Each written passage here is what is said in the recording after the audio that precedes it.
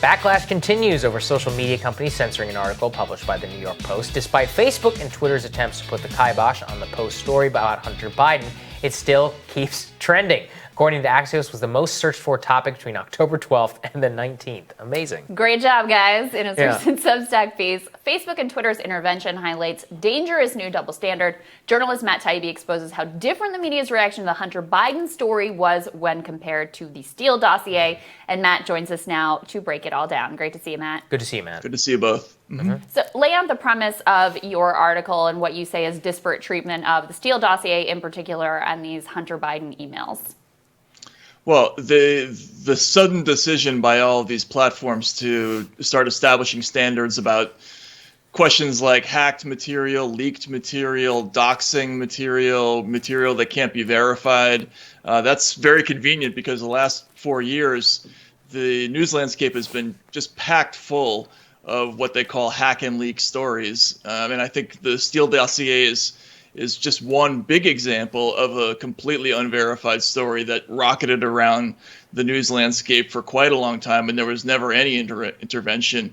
But the whole 4-year Trump presidency has been full of these kinds of stories, and there's never been any intervention. So what this looks like to conservatives is it just looks like selective censorship to them. And I can understand the trying to uphold some standards, but the problem is if you don't do it evenly, then it just sends a message that it's politicized. Yeah, it certainly does. I mean, so Matt, one thing I want to get with you too is just about the sourcing and all of that around there. And one of the things we should also be important is, look, we should be skeptical of any intelligence source, which is telling us one thing or the other. And I think a lot of conservatives are not, playing. They want to listen to the DNI whenever he's saying something that they agree with. And we should be skeptical of both sides. Just what do you see in the treatment of that? And just the constant emphasizing here, they're like sourcing matters and, my intelligence source tells me this and versus that. What does this all mean? There's the earmarks, of Russian disinformation. Yeah.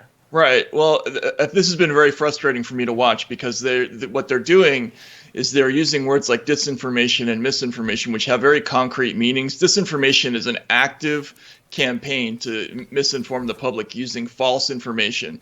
Misinformation, by definition, also has a connotation of false information. So it would require that those emails not be real emails, right? That they be faked or forgeries on some level. Right. But that's not what they're saying. They're saying this is disinformation, and then they're implying that they're fake by saying that frequently there are fakes or that frequently intelligence agencies will do disinformation campaigns, but they're not coming out and saying these are fakes. And crucially, the Biden camp is not denying that this stuff is real, which is exactly what you would expect to happen if they were fake. So I think what people are getting lost in that distinction. And also they don't understand that in journalism, we don't have an admissibility requirement. Like if something comes in and we don't know the exact provenance of it, that doesn't mean we can't publish it. All we have to do is establish that it's true. And a lot of important stories have been broken that way. I mean, just think about the Brazilian Bolsonaro archive or collateral murder or 100 other leaked stories. As long as we can establish that they're real, it's okay. Yes. That's such an important point, that some of the most consequential, important acts of journalism came from sketchy sources, but were proved to be accurate. Ultimately, that's all you need to care about. Talk about the irony of the fact that these emails were, look, they're not great for Biden, but this was not like a game-changing thing. Honestly, we talked about covering it on the show that morning in the past. We were like, we'll probably get to it tomorrow, say something about it. They weren't that bombshell of allegations. But this report shows that after Twitter tried to censor it, interest in the story exploded. And it made it such a bigger, much larger story and drew so much more attention to it than it ever would have had if they just let it run its normal course.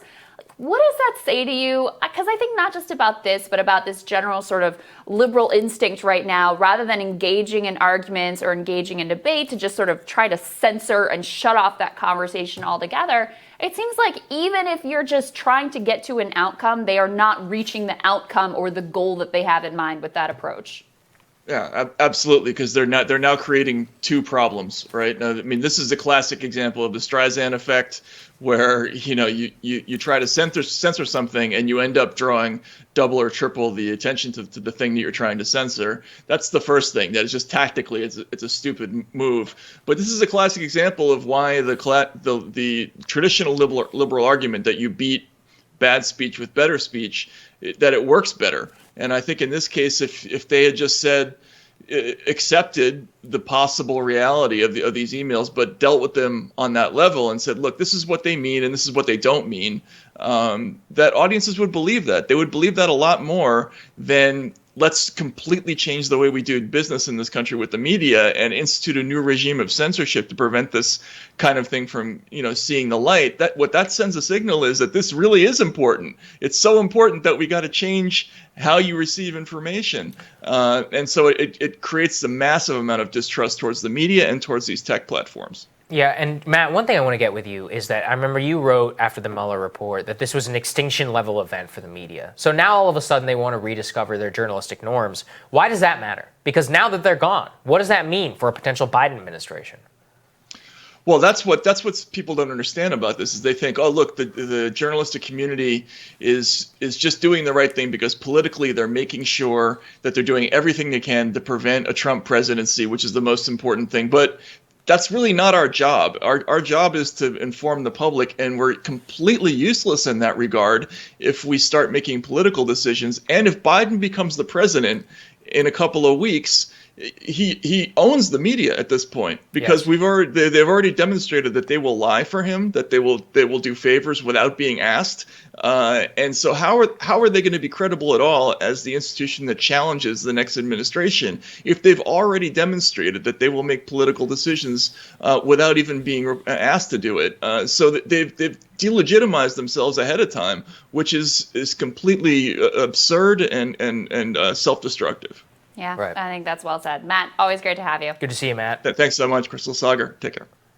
Next on Rising, President Trump's tax records show that he maintains a bank account in China, and President Obama responded to that in a mocking way. We're going to break down that story when Rising returns.